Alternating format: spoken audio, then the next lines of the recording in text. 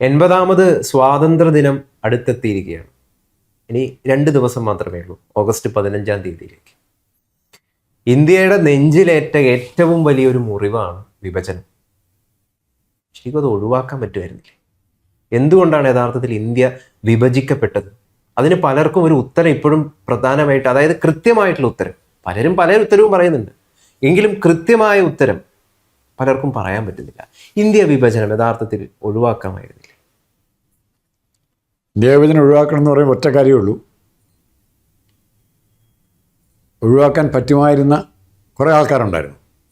അപ്പോൾ അതിൽ ഒന്നാമത്തെ ആൾ മഹാത്മാഗാന്ധിയായിരുന്നു, രണ്ടാമത്തെ ആൾ സുഭാഷ് ചന്ദ്രബോസായിരുന്നു, മൂന്നാമത്തെ ആൾ വീര സവർക്കർ, അതുപോലെ ചിന്തിക്കുന്ന ഹിന്ദു മഹാസഭയിലെ നേതാക്കന്മാരുണ്ടായിരുന്നു.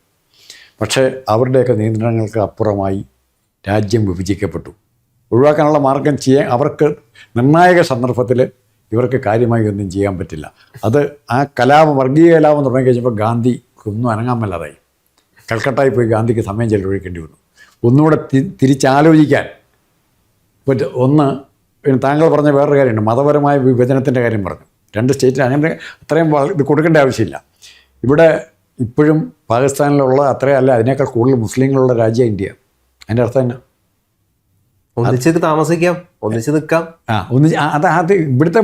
പക്ഷേ കുറേ പേരിൽ ഭയം പടർത്തി. ഹിന്ദുക്കൾ വന്നു കഴിഞ്ഞാൽ ഞങ്ങളെ ഇല്ലാതാക്കുന്ന ഭയം ജിന്നെ അവിടെ പടർത്തി ഇവിടെ തിരിച്ച് കൗണ്ടറായിട്ട് നാച്ചുറൽ റിയാക്ഷൻ ഇവിടെ ഉണ്ടായി. മുസ്ലിങ്ങൾ നമുക്ക് ശല്യമായിരിക്കും എന്നും ഭാര്യയായിരിക്കും, അതുകൊണ്ട് അവരവരുടെ രാജ്യത്തേക്ക് പൊക്കോട്ടെ എന്നുള്ള ധാരണ ഒരു വിഭാഗം ഹിന്ദുക്കളിലും ഉണ്ടായി. അങ്ങനെയാണ് വിഭജനത്തിലേക്ക് എത്തുന്നത്. ജവഹർലാൽ നെഹ്റുവിനും ജിന്നയ്ക്കുമൊക്കെ ഓരോ രാജ്യത്തിൻ്റെ പ്രധാനമന്ത്രിമാരാകാനും സാധിച്ചു.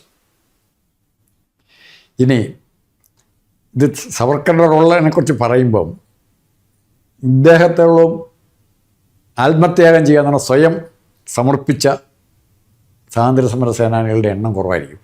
ഭഗത് സിംഗിൻ്റെ കാര്യമൊന്നുമല്ല പറയുന്നത്. മറ്റു രീതിയിൽ പലരും ബ്രിട്ടീഷുകാരുടെ എല്ലാവരും ചർച്ച സന്ധിയൊക്കെ ആയിട്ടാണ് പോയത്.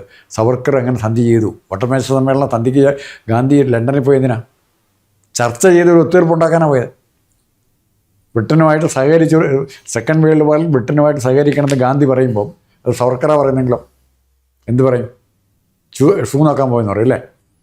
അതെ, ഗാന്ധി പറഞ്ഞ കാര്യം ചിത്രീകരിക്കും.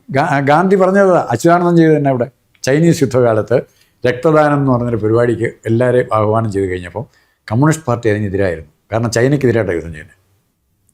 ചൈനയ്ക്കെതിരായി യുദ്ധം ചെയ്യുന്നതുകൊണ്ട്, അല്ലാണ്ട് രക്തദാനത്തിന് ഇന്ത്യൻ പട്ടാളത്തിന് രക്തം കൊടുക്കാൻ പാടില്ല എന്നൊരു നിലപാട് പാർട്ടി എടുക്കുന്നു.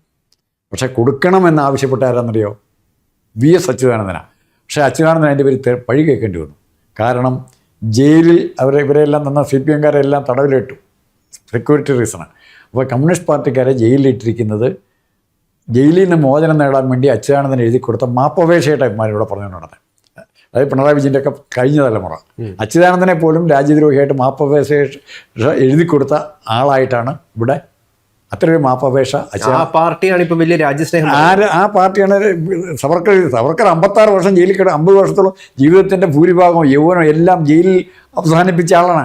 ആ മനുഷ്യൻ എഴുതി കൊടുത്തതിനാണ് ഇവർ രാജ്യദ്രോഹത്തിൻ്റെ മേലം കെണിയിക്കുന്നത്. ഇവർ ചെയ്തോട് എത്ര അങ്ങനെ ഒരു മനുഷ്യനെയാണ്, അതായത് നമ്മളെ സൈന്യത്തിന് പോലും ചൈനയെ അറ്റാക്ക് ചെയ്യുന്നു എന്നതുകൊണ്ട് രക്തം കൊടുക്കാൻ മനസ്സില്ലാതിരുന്ന, മനസാക്ഷി ഇല്ലാതിരുന്ന കുറേയധികം ആളുകളുടെ പാരമ്പര്യം ഉൾക്കൊള്ളുന്ന കുറേ ആളുകളാണ് സവർക്കറിനെ ഷൂനക്കി എന്ന് വക്രീകരിച്ച് ചിത്രീകരിക്കുന്നത്. അവിടെയാണ് അത്തരം ഇഷ്യൂസ് ഉള്ളത് കൊണ്ടാണ് സവർക്കറിനൊക്കെ നമ്മൾ ഇടയ്ക്ക് ന്യായീകരിക്കാൻ നിർബന്ധിതരാകരുത്. സവർക്കറിനെ BJP-യുടെ RSS-ൻ്റെ അല്ല ഹിന്ദു മഹാസഭയുടെ കോൺടെക്സ്റ്റിൽ നിന്ന് മാറ്റി നിർത്തി കഴിഞ്ഞാൽ ഇന്ത്യയുടെ സ്വാതന്ത്ര്യ സമരത്തിന് ലീഡർഷിപ്പ് കൊടുക്കാൻ പറ്റുന്ന ഒരാൾ തന്നെയായിരുന്നു സവർക്കർ. കാരണം ഏതെങ്കിലും ഒരു സംഘടനയായിട്ട് സജീവമായി രംഗത്ത് പെട്ട് കഴിയുമ്പോൾ ഇപ്പോൾ എത്ര പേര് അതിൻ്റെ അകത്ത് ഭഗത് സിംഗിന് തന്നെ പറ്റി. ഇന്ത്യ കണ്ടതിൽ ഏറ്റവും നല്ല ഓർഗനൈസറായിരുന്നു ഭഗത് സിംഗ്. ഭഗത് സിംഗിനെ പ്രകടിപ്പിക്കാൻ പറ്റുന്നത് പെട്ടെന്ന് നിന്നുപോയി ഇല്ലേ? സുഭാഷ് ചന്ദ്രബോസ് മെയിൻ സ്ട്രീമിൽ നിന്ന് മാറി, കോൺഗ്രസിൽ നിന്ന് മാറി. സുഭാഷ് ചന്ദ്രബോസിൻ്റെ സ്വാധീനം അവിടെ പ്രകടിപ്പിക്കാൻ പറ്റി. പിന്നെ മറുവശത്ത് ജർമ്മൻ ജയിലിയോട് ചേരേണ്ടി വന്നു, വിദേശത്ത് പോയി യുദ്ധം ചെയ്യേണ്ടി വന്നു. സുഭാഷ് ചന്ദ്രബോസിൻ്റെ അനുഭവം. സവർക്കർ ആ ലെവലിൽ ഇവരെ ആരും രാജ്യദ്രോഹി എന്ന് പറഞ്ഞിട്ടുണ്ടോ? ഭഗത് സിംഗിനെ രാജ്യദ്രോഹി എന്ന് പറഞ്ഞിട്ടില്ല.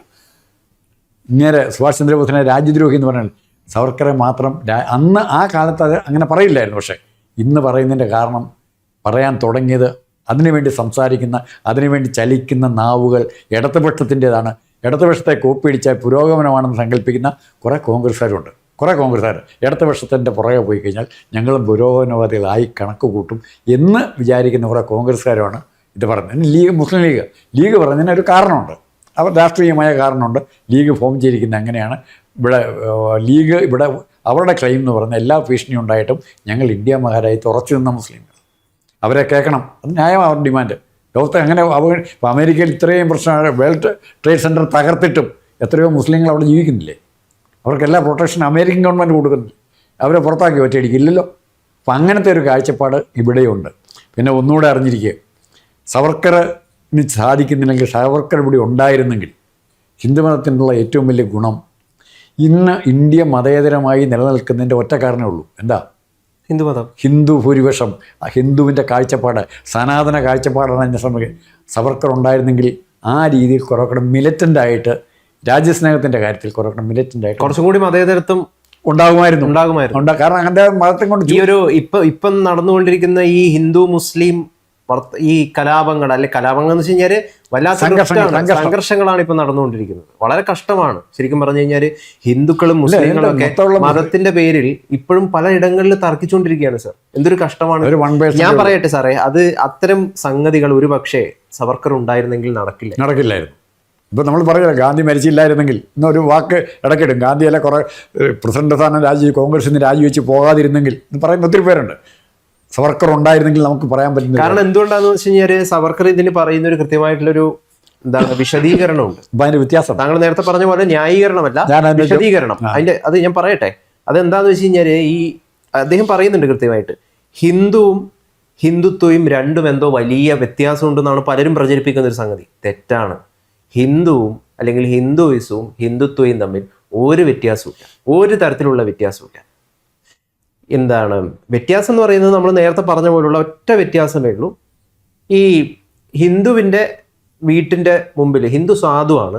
ഹിന്ദുവിനെ ആർക്കും മാനിപ്പുലേറ്റ് ചെയ്യാം, വളരെ എളുപ്പത്തിൽ എക്സ്പ്ലോയിറ്റ് ചെയ്യാം, ചൂഷണം ചെയ്യാം, ഹൈജാക്ക് ചെയ്യാം, കൺവേർട്ട് ചെയ്യാം, എന്തും ചെയ്യാം. വളരെ സാധുവായിട്ടുള്ള ഒരാളാണ് ഈ ഹിന്ദു എന്ന് പറയുന്ന ഒരാൾ. ഈ ഹിന്ദുത്വം അങ്ങനെയല്ല. ഈ സാധുവായിട്ടുള്ള ഹിന്ദു ഒന്ന് മാറി ചിന്തിച്ച് കുറച്ച് എന്താണ് എന്നെ കുറച്ചും കൂടി അഗ്രസീവായി, അല്ലെങ്കിൽ കുറച്ചും കൂടി എന്താ പറയാ, നമ്മൾ മനസ്സിലാക്കുന്നത് അങ്ങനെയാണ്. വീട്ടിൻ്റെ മുമ്പിൽ ഒരു നല്ല മുന്തിയ ഇനം, നല്ല വിലമതിപ്പുള്ള മുന്തിയ ഇനം ബ്രീഡുകളായിട്ടുള്ള ഒരു 5-10 നായ്ക്കളെ വെക്കാം എന്നൊരു ഹിന്ദു തീരുമാനിച്ചു കഴിഞ്ഞാൽ അവൻ ഹിന്ദുത്വവാദിയായി. അതേ ഉള്ളൂ വ്യത്യാസം. ഒറ്റ വ്യത്യാസമേ ഉള്ളൂ. അതായത് ഹിന്ദുവിനെ നിങ്ങൾക്ക് മാനിപ്പുലേറ്റ് ചെയ്യാം, എക്സ്പ്ലോയിറ്റ് ചെയ്യാം, ചൂഷണം ചെയ്യാം, ഹൈജാക്ക് ചെയ്യാം, പറ്റിക്കാം. ഹിന്ദുത്വത്തിനെ അല്ലെങ്കിൽ ഹിന്ദുത്വവാദിയായ ഹിന്ദുവിനെ പറ്റില്ല. ഈ ഒറ്റ വ്യത്യാസമേ ഉള്ളൂ, വേറെ ഒരു വ്യത്യാസമില്ല. ഈ ഹൈന്ദവത എന്ന് പറയുന്ന സാധനം, അല്ല ഹിന്ദുത്വം എന്ന് പറയുന്ന സാധനം, അല്ലെ ആ സങ്കല്പം, ആ കൺസെപ്റ്റ്, വേ ഓഫ് ലൈഫ്, ജീവിക്കുന്ന രീതി ഇവിടെ ഉണ്ടായിട്ട് 100 വർഷമോ 500 വർഷമൊന്നുമല്ല, ആയിരക്കണക്കിന് വർഷങ്ങളായി. 2500 തൊട്ടെങ്കിലും മിനിമം കണക്ക് കൂട്ടുന്നുണ്ട്. ഈ കാലഘട്ടത്തിലൊന്നും ഇതിനെ എത്രയോ തരത്തിൽ ആശയപരമായിട്ട് ആയുധം കൊണ്ട്, യുദ്ധം കൊണ്ട് തകർക്കാനും ഇല്ലാതാക്കാനും ഒക്കെ ഒത്തിരി പേരുണ്ട്.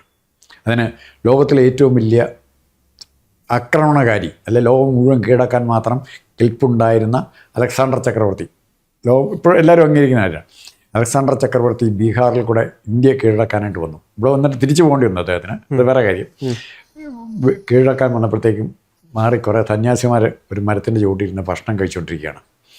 അലക്സാണ്ടർ അവരുടെ മുമ്പിൽ കൊണ്ട് അദ്ദേഹത്തിൻ്റെ കുതിരയും കുന്തവും പട്ടാളക്കാരൊക്കെ കൂടെ ഇറങ്ങിയിട്ട്, അപ്പോൾ അലക്സാണ്ടറെ കണ്ടിട്ട് മൈൻഡ് ചെയ്യുന്നില്ല, ശ്രദ്ധിക്കുന്ന പോലുമില്ല. ഉടനെ എന്തുകൊണ്ട് ഹിന്ദുത്വത്തിൻ്റെ മഹത്വം പറയുന്നൊരു പ്രധാനപ്പെട്ട സംഭവം അത് ഇത് നടന്ന സംഭവം, ചരിത്രത്തിൽ രേഖപ്പെടുത്തപ്പെട്ട സംഭവം. ഇയാൾ അലക്സാണ്ടർക്ക് ദേഷ്യം വന്നു. അപ്പോൾ ഉടനെ തൻ്റെ ക്യാപ്റ്റനെ അങ്ങോട്ട് വിട്ടു. പിണറായി വിജയനല്ല, ഒറിജിനൽ അലക്സാണ്ടർ ചക്രവർത്തിയുടെ ക്യാപ്റ്റനെ അങ്ങോട്ട് വിട്ടു. അങ്ങേര് ചെന്ന് സന്യാസിമാരോട്, അദ്ദേഹം ചക്രവർത്തിയാണ്, നിങ്ങൾ എന്തിയെ ബഹുമാനിക്കണ്ടേ, നിങ്ങളൊന്ന് എഴുന്നേറ്റ് നിൽക്കുക. ഇവരെല്ലാം എഴുന്നേറ്റ് വന്നു. നിങ്ങളെന്താ അദ്ദേഹത്തോട് ഇങ്ങനെ കൈകൂപ്പി? ഉടനെ ഒരുത്തിനൊരു ചവിട്ടി കൂട്ടി, നിലത്തിനിട്ടൊരു ചവിട്ടി കൂട്ടി, അടുത്ത സന്യാസം ചവിട്ടി. അല്ല, അവിടെ നിന്ന് എല്ലാം ഓരോരുത്തരും നിലത്ത് മാത്രം ചവിട്ടും. അപ്പം നിങ്ങൾ ഈ ചവിട്ടിക്കൊണ്ടിരിക്കുന്നതിൻ്റെ അർത്ഥം എന്നാന്ന് ചോദിച്ചു. അയാൾ പറഞ്ഞു, ഞങ്ങൾക്ക് ഈ ഒരു പിടി മണ്ണ് മതി, ഒരു പിടി മണ്ണ് മതി ഞങ്ങളുടെ ജീവിതത്തിന്. അലക്സാണ്ടർ ചക്രവർത്തി ഇവിടുത്തെ ഭൂമി ഇന്ത്യ കയ്യേറാൻ വന്നിരിക്കില്ലേ, മുഴുവൻ കൊണ്ടുപോകട്ടെ, ഞങ്ങൾക്കൊന്നുമില്ല. അലക്സാണ്ടർ ചക്രവർത്തി അവരുടെ സംഭാഷണത്തിന് വളരെ വളരെ ചെറുതായി അവിടെ വെച്ച് യുദ്ധം ഇന്ത്യയിൽ ഇനി തുടരണോ വേണ്ടിയെന്ന് ആലോചിച്ച് പുറകോട്ട് പോകേണ്ടി വന്നു അലക്സാണ്ടർ. അപ്പം ആ കാഴ്ചപ്പാടാണ് നമ്മുടെ സാംസ്കാരികമായി വളർത്തിയെടുത്തിരിക്കുന്നത്. നീ പോടാവില്ലേ, ഇതെല്ലാം ഈ സ്വത്തെന്ന് പറയുന്നത് ഇന്ത്യയുടെ മാത്രമല്ല, ലോകത്തിൻ്റെ മുഴുവൻ സ്വത്താണ്. ഏതേത് സമയത്ത് മാറി മാറി കൈകളിലേക്ക് മാറും. അവിടുത്തെ കടലിലുണ്ടാകുന്ന, അറേബ്യൻ കടലിലുണ്ടാകുന്ന, UAE സൗദി അറേബ്യയിലോ ഉണ്ടാകുന്ന എണ്ണയാണ് നമ്മളിവിടെ വണ്ടി ഓടിക്കാൻ എടുക്കുന്നില്ലേ. അത് ഒരാളുടെ സ്വത്തെന്ന് പറയാൻ പറ്റുമോ? മുസ്ലിമിൻ്റെ സ്വത്തെന്ന് പറയാൻ പറ്റുമോ? ഇനി അവർ മുസ്ലിമിൻ്റെ സ്വത്താണ്, ഇതെല്ലാം എനിക്ക് വേണമെന്ന് പറഞ്ഞാൽ ഇങ്ങോട്ട് കൊണ്ടുവരാൻ പറ്റില്ല. അപ്പം അങ്ങനെയാണ് മതവും രാഷ്ട്രവുമായി ബന്ധം എന്ന് പറയുന്നത്. പരസ്പരം അങ്ങോട്ടും അതായത് താങ്കൾ പറഞ്ഞു വരുന്നത് ഹിന്ദുത്വത്തിന് എല്ലാവരെയും ഉൾക്കൊള്ളാൻ പറ്റും. ഹിന്ദുത്വമാണ് മുമ്പോട്ട് വെച്ചിരുന്നെങ്കിൽ ഒരുപക്ഷെ വിഭജനം ഒഴിവാക്കാമായിരുന്നു. ആ സങ്കല്പം അതിനും പറയുമ്പം കുറെ പേര് ഇപ്പം വന്നിട്ട് എന്താണ് തെറി വിളിക്കും കേട്ടോ. അല്ല, അതുകൊണ്ട് അല്ലല്ല നിങ്ങളെ അതായത് ഞാൻ ശരിക്കും അവകാശം ഞാൻ മനസ്സിലാക്കുന്ന ഒരു കാര്യം എന്താണെന്ന് വെച്ച് കഴിഞ്ഞാൽ, ഇവിടെ ഹിന്ദുത്വത്തെ എതിർക്കുന്ന ബഹുഭൂരിപക്ഷം ആളുകൾക്കും ഈ പരിപാടി എന്താ, സംഭവം എന്താണെന്ന് യഥാർത്ഥത്തിൽ അതിന്റെ യഥാർത്ഥ രീതിയിൽ ഇവർ മനസ്സിലാക്കിയവരുണ്ട്. ഞാൻ പറയുന്നത് ബഹുഭൂരിപക്ഷം ആളുകൾ മനസ്സിലാക്കിയിട്ടില്ല. അതുകൊണ്ടാണ് ഇവർക്ക് പലപ്പോഴും എതിർക്കാൻ പറ്റുന്നത്. അങ്ങനെ ബഹുഭൂരിപക്ഷത്തിൻ്റെ കണക്ക് പറയുമ്പോൾ ഇത് നമ്മുടെ തമ്മിൽ എവിടെയെങ്കിലും ബഹുഭൂരിപക്ഷത്തിൻ്റെ കണക്ക് പറയുമ്പോൾ ബഹുഭൂരിപക്ഷം ഉള്ള ഇസ്ലാമും ഇന്ത്യയിലുള്ള മുസ്ലിങ്ങൾ, ബഹുഭൂരിപക്ഷം മുസ്ലിങ്ങളും ഇത്തരൊരു ആക്രമിച്ച് കീഴടക്കി ഇവിടെ കലഹവും കൊലപാതകവും ഉണ്ടാക്കി ആരെങ്കിലും കൊന്ന് കുറേ ആൾക്കാരെ വെട്ടിയും കത്തിയും പട്ടിയെ കൊല്ലുന്ന ജോസഫ് സാറിനെ പോലെ വെട്ടിക്കുത്തി ഇവിടെ ഇസ്ലാം സ്ഥാപിക്കാമെന്ന് വിചാരിക്കുന്നവർ അതും 1% താഴെയായിരിക്കും. എന്നാൽ എൻ്റെ അതുപോലെ, കാരണം ഇസ്ലാമിൻ്റെ പകുതി ഫോഴ്സ് പോലും അവരുപയോഗിച്ചിട്ടില്ല, പകുതിയിൽ 4 പോലും വന്നിട്ടില്ല. കാരണം ഇവരുടെ ഐഡിയയോട് ചേരുന്നില്ല. പക്ഷേ നമ്മൾ ആദ്യം പറഞ്ഞ അപകടമുണ്ട്. നാളെ ഇവർക്ക് മൊത്തം ഇന്ത്യ മുഴുവൻ പിടിക്കാൻ ഇവർ ശക്തരമായെന്ന് തോന്നിക്കഴിഞ്ഞാൽ ഇവരുടെ ലോയൽറ്റി അങ്ങോട്ട് ഷിഫ്റ്റ് ചെയ്യും. സ്വാതന്ത്ര്യം കിട്ടുന്നവരെ തൃശ്ശൂരുള്ള ക്രൈസ്തവർ പലരും വിചാരിച്ചിരുന്നത് ബ്രിട്ടൻ ഇവിടുന്ന് പോകിയിടുന്നാണ് വിചാരിച്ചിരുന്നത്. സ്വാതന്ത്ര്യ സമരം വളരെ കുറവായി മാറി. ക്രിസ്ത്യാനികളുടെ പാർട്ടിസിപ്പേഷൻ അവിടെ കുറവായി. കാരണം അവിടെ ഒരു ബിഷപ്പ് അങ്ങനെ പഠിപ്പിച്ചു. ബ്രിട്ടൻ അവരാണ് കത്തോലിക്കർ, അവരാണ് നമ്മളെ ഭരിക്കേണ്ടത്. ഇവിടെ ഉണ്ടായ സംഭവമാണ് ഇന്ത്യ മഹാരാജ്യത്ത്. പക്ഷെ അങ്ങനെ അത് തിരിച്ചറിയുന്ന ജനത അതിൽ തന്നെ ഉറച്ചു നിൽക്കുമ്പോൾ അവൻ സങ്കുചിത മനസ്സിലാക്കാൻ. ആരാണ് യഥാർത്ഥ മതേതരൻ? യഥാർത്ഥ മതേതരൻ ഒരു ഹിന്ദു. ഇപ്പോഴത്തെ പരിസ്ഥിതിയിൽ മറ്റൊരു മതത്തിൽ സജീവം ഞാൻ മാത്രം ശരിയെന്ന് വിചാരിക്കുന്ന ഒരു മതത്തിൽ വിശ്വസിക്കുന്നവന് മതേതരത്വത്തിൻ്റെ വ്യക്തമാകാൻ പറ്റില്ല. ശരി എല്ലാ ഭാഗത്തും ഉണ്ട്, ആ ശരി കണ്ടെത്തുന്നതാണ് മതം എന്ന് വിചാരിക്കുന്നവർക്ക് മതേതരവാദിയാകാനും പറ്റും. അതായത് സിമ്പിൾ എക്സാമ്പിൾ ഇതാണ്: ഞാനാണ് ദൈവം, ഞാൻ മാത്രമാണ് ദൈവം, ഞാനൊരു സംഭവമാണ് എന്ന് വിചാരിക്കുന്ന ആൾക്കും മതേതരമാവാൻ പറ്റില്ല. പക്ഷെ അവരാണ് മതേതരത്തെ പറ്റി കൂടുതൽ സംസാരിക്കുകയും ചെയ്യുന്നത്. അതും ഇന്ത്യയുടെ ഒരു ദുര്യോഗമാണ്. അതൊരു വിരോധാഭാസമാണ്.